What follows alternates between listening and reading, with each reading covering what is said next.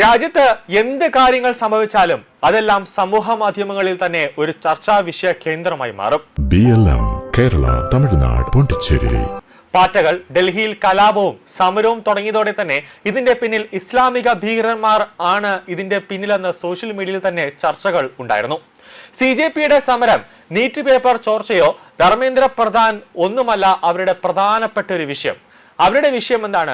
നരേന്ദ്രമോദി രാജിവെക്കണം, അമിത്ഷാ രാജിവെക്കണം, കേന്ദ്ര സർക്കാർ അതായത് ഈ BJP സർക്കാർ തന്നെ രാജിവെക്കണം എന്നുള്ളതാണ് അവരുടെ ഏറ്റവും പ്രധാനപ്പെട്ട കാര്യം. കാരണം ആർട്ടിക്കിൾ 370 റദ്ദാക്കിയ സമയത്തൊന്നും നടത്താൻ പറ്റാത്ത ഒരു കലാപമാണ്. അതെല്ലാം കൂടെ ചേർത്താണ് ഇപ്പോൾ ഡൽഹിയിൽ തീവ്ര ഇസ്ലാമിസ്റ്റുകൾ എല്ലാവരും കൂടെ ഒരു സമരം നടത്തുന്നത്. കൂടാതെ ഇവരുടെ ഒരു പ്രധാനപ്പെട്ട ഒരു പ്രശ്നം എന്ന് പറഞ്ഞാൽ ഇന്ത്യ ഇസ്രയേലിനെ പിന്തുണയ്ക്കുന്നു എന്നുള്ളതാണ് ഏറ്റവും പ്രധാനപ്പെട്ട കാര്യം. നമുക്കറിയാം ഇന്ത്യയും ഇസ്രയേലും തമ്മിലുള്ള ബന്ധം എത്രത്തോളം ശക്തമാണെന്ന് നമുക്കറിയാവുന്ന ഒരു കാര്യമാണ്.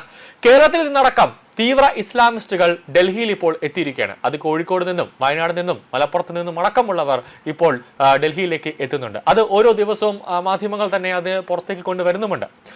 മതപഠനശാലയിൽ പഠിക്കുന്നതിന്റെ ഒരു പ്രശ്നമാണ് നിലവിൽ ഈ സാധാരണ നല്ല രീതിയിലുള്ള മുസ്ലിമുകളെ കൂടി ഒരു തീവ്ര ഇസ്ലാമിസ്റ്റുകളായി മാറ്റുന്നത്. ഇപ്പോൾ എല്ലാ മുസ്ലിമുകളും നല്ലതല്ല എന്നല്ല പറയുന്നത്. മാന്യമായിട്ട് ജോലി ചെയ്യുന്ന അല്ലെങ്കിൽ മാന്യമായ രീതിയിൽ ചിന്തിക്കുന്ന നരേന്ദ്രമോദി സർക്കാരിനെയൊക്കെ പിന്തുണയ്ക്കുന്ന മുസ്ലിമിസ്റ്റുകളുണ്ട്. പക്ഷേ ഈ മദ്രസയിലൊക്കെ പഠനം കഴിഞ്ഞ് ഇറങ്ങുമ്പോൾ അവരുടെ മനസ്സിൽ കുത്തിവെക്കുന്ന ഒരുതരം വിഷാംശമുണ്ട്.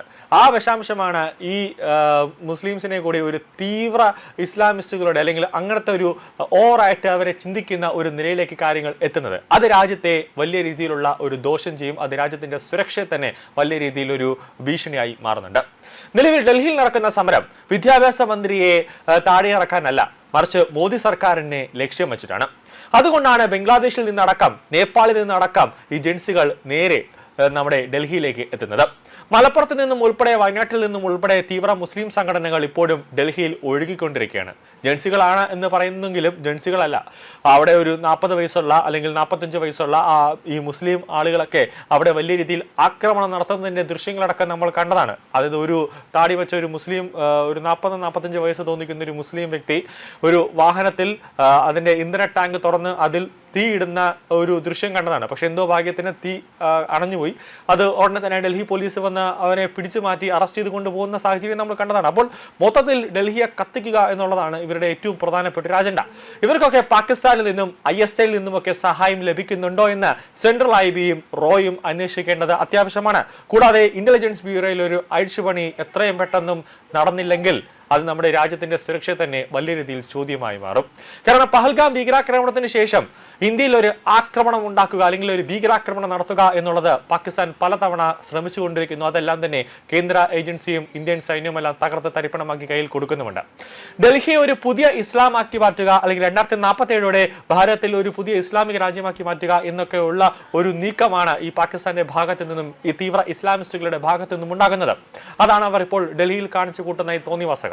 ഇന്ത്യയിൽ കോൺഗ്രസ് അധികാരത്തിൽ വന്നാൽ കൂടുതൽ അവർക്ക് എളുപ്പമാകും ഓരോ കളികളും. അത് കോൺഗ്രസിന്റെ കാലഘട്ടത്ത് കോൺഗ്രസ് ഭരിച്ചിരുന്ന സമയത്ത് അന്നത്തെ ആഭ്യന്തര സെക്രട്ടറി തന്നെ വ്യക്തമായി കഴിഞ്ഞ ദിവസങ്ങളിൽ പറഞ്ഞൊരു കാര്യമാണ് കോൺഗ്രസിന്റെ ഒത്താശയോടുകൂടി എന്തൊക്കെയാണ് നമ്മുടെ രാജ്യത്ത് സംഭവിച്ചതെന്ന്. കൂടാതെ പാകിസ്ഥാനെ പോലുള്ള ശത്രു രാജ്യങ്ങൾക്ക് നമ്മുടെ ഭാരതത്തെ തകർക്കാനുള്ള ഒരു പ്രധാനപ്പെട്ട ഒരു പാതയായി അത് മാറും കോൺഗ്രസ് അധികാരത്തിലേക്ക് എത്തുന്നതോടുകൂടി. അങ്ങനെ നടക്കാതിരിക്കാനാണ് ജനങ്ങൾ ഓരോ തവണ ഓരോ സംസ്ഥാനത്തെ തെരഞ്ഞെടുപ്പ് നടക്കുമ്പോഴും കോൺഗ്രസിനെ അടിച്ച് പുറത്തേക്ക് കളയുന്നത്. രാജ്യതലസ്ഥാനത്ത് നടക്കുന്ന പാറ്റാ സമരങ്ങൾ ഖുറാനിൽ പ്രതിപാദിക്കുന്ന ലോകാവസാനത്തിന്റെ സൂചനയായിട്ടാണ് താൻ കാണുന്നതെന്നാണ് ഡൽഹിയിൽ ഈ പാറ്റാ സമരത്തിൽ പങ്കെടുക്കാനെത്തിയ വയനാട് സ്വദേശിയായ അലി അംജദ് ഖാൻ പറയുന്നത്. ജന്തർ മന്ദിറിൽ എത്തിയ ശേഷമാണ് യുവാവിന്റെ ഒരു പ്രതികരണം ഉണ്ടായത്. ഈ പ്രതികരണം തന്നെ ഇപ്പോൾ കേന്ദ്ര ഏജൻസികൾ ഇപ്പോൾ വിശദമായി തന്നെ പരിശോധിച്ചുകൊണ്ടിരിക്കുകയാണ്. സമരത്തെയും നിലവിലെ പ്രതിസന്ധികളെയും ഖുറാനിൽ പരാമർശിക്കുന്ന ലോകാവസാനത്തിന്റെ അടയാളങ്ങളോടാണ് വയനാട് സ്വദേശിയായ അലി അംജദ് ഖാൻ സാദൃശ്യപ്പെടുത്തിയത്. താൻ മെസയോ മഹദിയോ ആണെന്ന് തോന്നാറുണ്ടെന്ന വിചിത്രവാദവും യുവാവ് ഉന്നയിച്ചിട്ടുണ്ട്.